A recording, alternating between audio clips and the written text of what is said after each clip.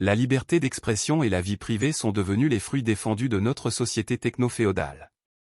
Les gouvernements propriétaires de la pyramide sont également propriétaires des médias et des réseaux sociaux. Ils espionnent tous ces utilisateurs et censurent leurs messages sur les réseaux sociaux.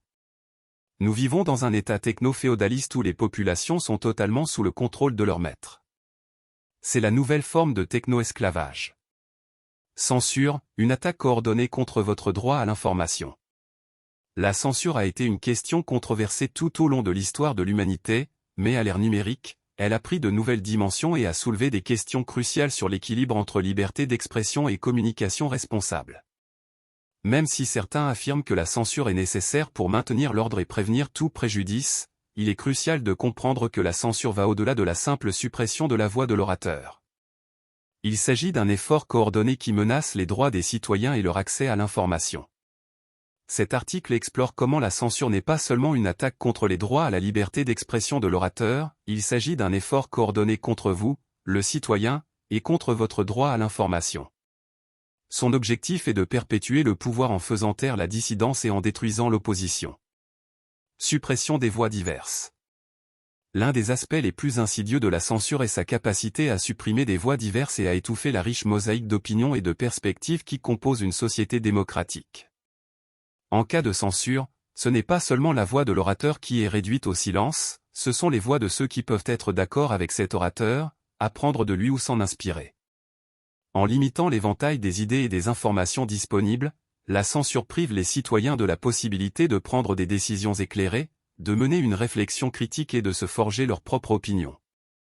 Exemple, le grand pare-feu chinois est un exemple notoire de la manière dont la censure peut supprimer diverses voix. Des sites web comme Google, Facebook et YouTube sont bloqués, empêchant les citoyens chinois d'accéder à un large éventail d'informations et de perspectives librement accessibles dans une grande partie du monde.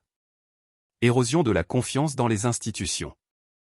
La censure érode la confiance dans les institutions qui exercent le pouvoir de censure. Lorsque les individus perçoivent la censure comme partiale, politiquement motivée ou arbitraire, cela mine leur confiance dans les responsables du maintien de l'ordre et de la protection des droits. Un manque de confiance dans les institutions peut conduire à une rupture de la cohésion sociétale et à une augmentation de la polarisation politique. Exemple, aux États-Unis, les allégations de partialité dans la modération du contenu par les plateformes de médias sociaux ont conduit à une méfiance à l'égard de ces entreprises et à un appel à plus de transparence et de responsabilité. La conviction que ces plateformes censurent certaines voix peut contribuer aux divisions politiques. L'effet dissuasif sur la liberté d'expression.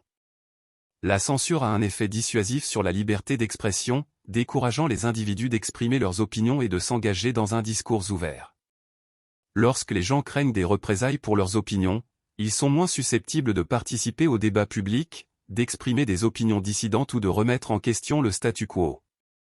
Cet effet dissuasif étouffe l'innovation, entrave le progrès social et perpétue le pouvoir de ceux qui cherchent à maintenir le statu quo. Exemple, les militants des régimes autoritaires s'autocensurent souvent leurs activités en ligne par crainte de représailles du gouvernement. Cette autocensure limite leur capacité à se mobiliser et à plaider en faveur du changement. Restreindre l'accès aux informations vitales. La censure peut avoir des conséquences désastreuses lorsqu'elle restreint l'accès à des informations vitales, telles que les actualités liées à la santé publique, à la sécurité et aux violations des droits de l'homme. En temps de crise, l'accès à des informations précises est primordial. La censure met non seulement en danger le bien-être des citoyens, mais elle protège également ceux qui sont au pouvoir de toute responsabilité. Exemple, au début de la pandémie de Covid-19, certains gouvernements ont censuré les informations sur le virus, entravant ainsi la sensibilisation du public et les efforts de réponse. Ce manque de transparence a exacerbé la crise dans de nombreuses régions. Consolidation du pouvoir. La censure est souvent utilisée comme un outil par ceux qui sont au pouvoir pour maintenir et consolider leur autorité. En faisant taire la dissidence et en étouffant l'opposition, les dirigeants peuvent rester incontestés et étendre leur pouvoir. Cette consolidation du pouvoir sape l'essence même de la démocratie, qui se nourrit de l'échange d'idées et du transfert pacifique de l'autorité. Exemple, en Russie, le gouvernement a eu recours à la censure pour faire taire les opposants politiques et les médias indépendants, consolidant ainsi le pouvoir entre les mains du régime au pouvoir. En conclusion, La censure est une question complexe et multiforme qui va au-delà de son impact immédiat sur l'orateur.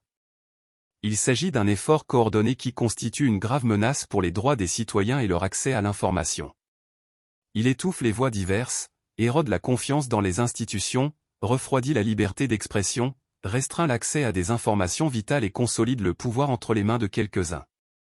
Pour sauvegarder la démocratie et les libertés individuelles, il est essentiel de rester vigilant contre la censure et de plaider pour la protection du droit à l'information. Ce n'est qu'ainsi que nous pourrons garantir une société qui valorise le libre-échange des idées et la recherche de la vérité.